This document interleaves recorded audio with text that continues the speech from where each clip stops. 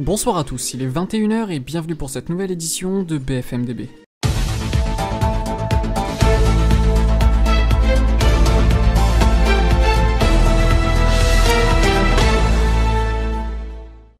Aujourd'hui au programme, rubrique jeu vidéo sur une config ridicule de DB Fighters, rubrique musicale, rubrique FDP présentée par Roberto, rubrique voyage présentée par Jean-Michel et tout de suite la review du chapitre 29 de Dragon Ball Super présentée par moi-même. C'est l'heure de la review. Rebonsoir à tous. Dans l'ensemble, j'ai vraiment beaucoup aimé ce chapitre 29 de Dragon Ball Super. Comme d'habitude, il était excellent, mais il y a quelques trucs qui m'ont un peu déçu et déplu. Je vais donc y venir. Le chapitre commence avec Vermouth qui emprisonne les autres Hakaishin dans des sortes de bulles et les élève dans les airs. Suite à ça, il fait apparaître des sortes de cartes entre chacun de ses doigts pour les envoyer droit sur les Hakaishin en tentant de les tuer. Heureusement, Licky réussit à se dégager en déployant précisément 9 queues derrière lui, oui j'ai compté, avant d'envoyer les boules d'énergie grâce à ces mêmes queues droit sur Vermouth. Et là, ça me dérange un peu. C'est plutôt original et amusant tout en collant parfaitement au caractère designer, mais ça fait un peu bof dans mes goûts personnels.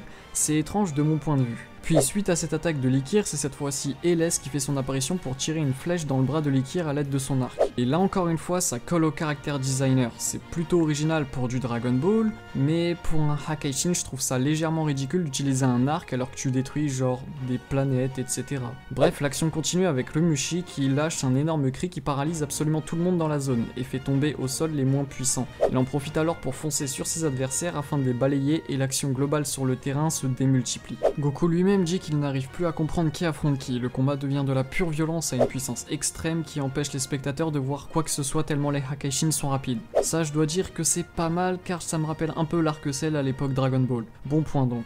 Mais à ce moment-là, Zeno et Mirai Zeno se plaignent car ils n'arrivent plus à suivre le combat. Ils s'ennuient et demandent donc au Daishinkan d'arrêter le combat. Petite parenthèse, ça nous montre que Zeno est loin d'être un combattant. Il a certes une puissance brute plus élevée que les Hakaishin, mais en termes de pur combat, il n'aurait aucune chance, en commençant par le fait qu'il n'arrive pas à suivre les mouvements des Hakaishin quand ils se battent à fond. Quoi qu'il en soit, alors qu'il ne reste que Bilus et Kitela debout sur le ring, le Daishinkan apparaît entre les deux et les arrête avec 2 doigts uniquement avant qu'ils ne se donnent un coup de poing chacun. Les Hakaishin sont alors tous soignés par leurs anges respectifs et les Zenho hésitent à annuler le tournoi en vue de ce qu'ils venaient de voir. Heureusement, Goku intervient en leur disant que le vrai tournoi entre les combattants de chaque univers seront moins intenses. Et les deux Zenho demandent alors à Goku de faire une démonstration et c'est Toppo qui est choisi comme adversaire. Et là, point assez intéressant, Zeno, comme dit dans ma précédente review, a une réelle utilité dans le scénario en dehors de juste dire « Oh là là, il peut détruire un univers facilement ». Ici, il permet non seulement de créer tout ce tournoi et la crainte dans les Hakaishin qui finissent limite par s'entretuer par sa simple demande, mais en plus créer une intro au tournoi entre Goku et Toppo.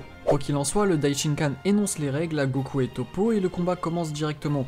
Goku se transforme en Super Saiyan et fonce au corps à corps pour tester son adversaire. Stratégie plutôt intelligente et point intéressant pour ce chapitre que j'avais relevé également dans le TV spécial de Dragon Ball Super avec Goku vs Jiren.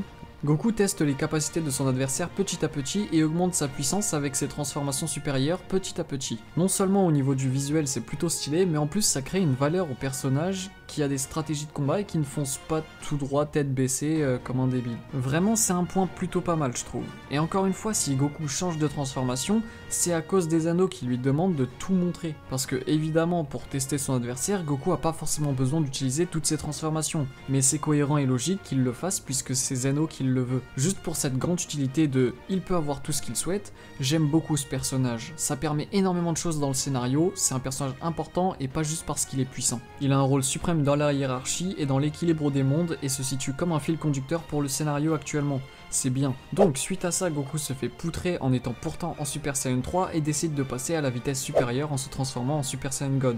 L'énergie qu'il dégage est immense et crée surtout une très belle planche. Toppo passe lui aussi à la vitesse supérieure et envoie une vague d'énergie sur Goku qui fait l'erreur de s'envoler pour l'esquiver alors que le Daishinkan lui a interdit. Goku s'en rend compte, perd sa concentration et se fait éjecter avec une boule d'énergie de Toppo qui manque de peu de l'envoyer hors du terrain et donc de l'éliminer. Heureusement, Goku se réceptionne et fonce sur son adversaire à toute vitesse pour reprendre un combat au corps à corps. Bilus fait d'ailleurs la remarque que Goku est au niveau de Toppo et lui demande de se transformer en Super Saiyan Blue pour terminer le combat. Ce que fait Goku en bloquant au passage facilement un coup de poing de Toppo. Il charge alors un coup de poing à son tour mais se fait malheureusement sortir du terrain avec un violent coup de pied dans le ventre de Toppo. Après une brève discussion où Goku pense que Toppo est le plus puissant de son univers, on apprend qu'il est en réalité le second, et que le premier est un dénommé Jiren qui est même plus puissant que le Hakaishin Vermouth. Le chapitre s'arrête donc sur cette révélation incroyable. En conclusion, c'est dans l'ensemble un excellent chapitre avec quelques originalités quelque peu dérangeantes de mon côté, mais qui pourraient ravir d'autres personnes. On apprend quelques informations intéressantes, les capacités et le style de combat de la majeure partie des Hakaishin par exemple, ou encore l'existence d'un mortel plus puissant qu'un Hakaishin. C'est pas commun, surtout en vue du début du chapitre, et donc voilà. Quoi qu'il en soit, on passe sans plus attendre à la rubrique Jeux vidéal présentée par Jean Gustavin. C'est la rubrique The Vidéal. Les The Vidéal, ouais. Oui, bonsoir monsieur Aniki-sama-san Dono. J'ai donc entendu parler du nouveau DLC de Dragon Ball Xenoverse 2, le meilleur The Dragon Ball de l'univers, et celui-ci sera selon mes informations plutôt bien rempli puisqu'il pourrait potentiellement contenir 4 nouveaux personnages étant Puan, plus puissant que Kid Buu, C13, Tapion, Dabra, ainsi que des nouveaux costumes, des nouvelles techniques, Gatai Zamasu comme nouveau maître et un nouveau mode de jeu du nom de Hero Colossum. Passons au second point de cette rubrique. Ce week-end, sur la version japonaise de Dokkan Battle est apparu un nouveau mode de jeu du nom de Battle Road. Plutôt difficile et c'est plutôt drôle parce qu'on a sucé Bandai pour un mode de jeu plus difficile, mais maintenant qu'on en a un, bah on se plaint comme des débiles. Sinon je suis au TP Yasuo, bronze 5 de LP, donc si quelqu'un pourrait me LP, s'il vous plaît, voilà. Quoi qu'il en soit, l'event spécial Halloween de Dokkan Battle vient de débarquer autant sur la globale que sur la version japonaise avec pas moins de 11 événements et pas mal de récompenses sympathiques. Ainsi donc, c'est la fin de cette rubrique The Vid... Ah, oui. Alors attendez, annonce Breaking My Ass, on m'annonce dans mon oreille que nous avons reçu la configuration minimum de Fighter Z sur PC. D'accord. Oh. Ah, 16 Go de RAM en minimum. Un i7 3770. Ah bah... oui, bah... Annonce Breaking My Ass 2, Monsieur Aniki-sama-san Dono m'annonce dans mon oreille une théorie quant à cette configuration minimum. Il s'agirait premièrement soit d'une erreur de communication, ou alors deuxièmement de la configuration minimum pour lancer le jeu en 4K. Effectivement, Fighter sera optimisé en 4K sur Xbox One X, donc pourquoi pas sur PC. Et puis bon, 16 Go de RAM, faut pas baiser mémé dans les sorties non plus. Je vous laisse donc la parole, Monsieur Aniki-sama-san Dono. Nous souhaitons donc la mort aux développeurs. Merci Jean Gustavin, place à la première information du jour, à présent avec une bonne nouvelle pour les amateurs de traduction d'animé en français, puisque le fameux arc Mirai Trunks vient de débarquer en version française avec les voix originales datant de la bonne époque de Dragon Ball Z dans nos contrées. Cet arc est actuellement diffusé sur la chaîne Toonami et devrait bientôt voir le jour sur la chaîne NT1, qui a commencé depuis peu à diffuser en version française les premiers épisodes de Dragon Ball Super. Place à présent à la rubrique Voyage présentée par Jean-Michel. La rubrique Voyage. Bonsoir à vous, Monsieur Aniki-sama-san Dono. Je suis actuellement devant la Capsule Con à Lyon où se déroule un nouvel événement Dragon Ball autour du monde de Dragon Ball, vous l'aurez compris. Ce qui est plutôt rare comme événement en France, je dois bien l'avouer. Dans cet événement, vous pourrez trouver des tournois de jeux vidéo, des expositions de figurines, des diaporamas, des quiz, des tombolas et concours, des concerts et karaokés, des dédicaces et conférences de youtubeurs Dragon Ball et surtout les voix françaises de Dragon Ball et j'en passe. Vous pouvez donc voir que cet événement est accessible à tout type de public si celui-ci est fan de Dragon Ball. Une bonne ouverture sociale. Je vous laisse donc la parole, Monsieur Aniki-sama-san Dono. Merci Jean-Michel. On passe sans plus attendre à la rubrique musicale présentée par Philippe Rastier. La rubrique musicale. Yeah. Bonjour à tous, c'est Philippe Rastier, votre hôte de la soirée à la tête de Radio Poil de Nez. Ça faisait longtemps. On se retrouve aujourd'hui avec un tout nouvel artiste nommé Palulilula Schmidt.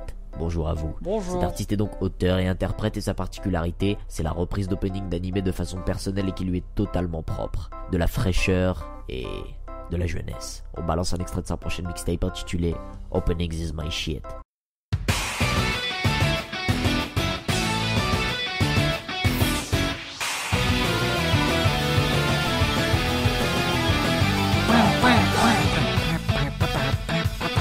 Pa la la la la la la la, pa la la la la la la la, pa la la la, pa la la la, pa la la la la la la la, pa la la la la la la la, pa li lu la pi lu la la, pa li lu la la, pi li li la lu, pi li lu la, pa li lu la, pi lu la.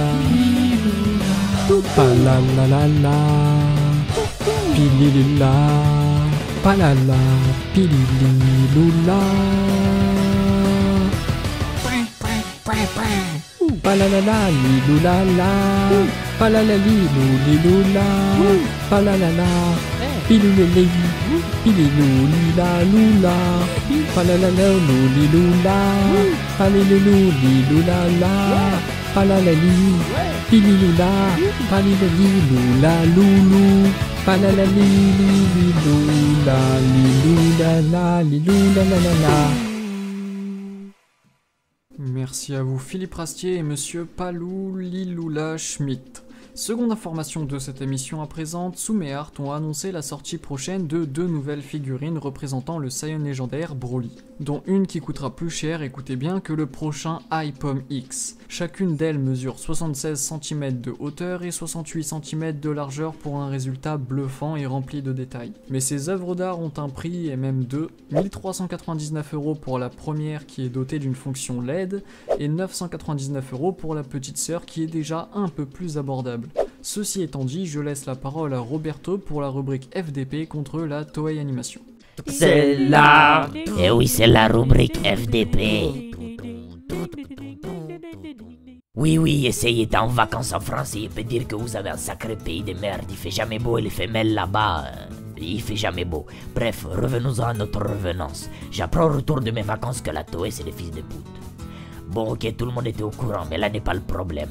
Comment peut-on ruiner autant d'animés à la fois? Comment est-ce que peut en arriver à pondre autant de caca à la seconde tout en étant un des studios d'animation les plus cotés au monde? Je vous le demande.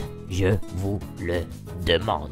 J'ai plus envie de parler de l'animé La Boule Super du Dragon parce que j'ai reçu des menaces des 4 coins du globe par des trous de cou. Donc je vais m'attaquer à One Piece. Mais pas la pièce, la pisse, le pipi. Parce que...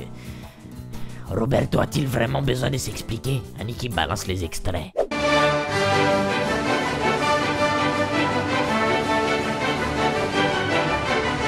Non, parce que si c'est votre kiff de regarder ce genre de choses, vous avez du caca dans les yeux et je peux plus rien faire pour vous. Là, je crois que je vais partir à la retraite, j'en peux plus. Là, je commence à devenir un continent des fesses. Là. Un continent des fesses. Oh, ta gueule, toi.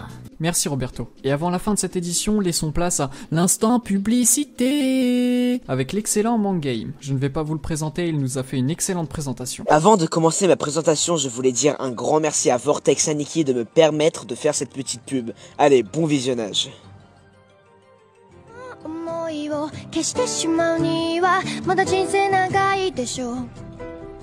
Et josh les gens, je vais vous présenter ma chaîne en quelques secondes pour peut-être vous donner envie de s'abonner à celle-ci.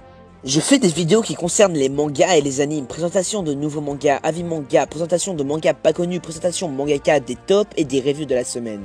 Les reviews de la semaine, c'est où je prends les épisodes de la semaine d'animé que j'ai vus et je fais à chaque épisode une petite review de 1 ou 2 minutes.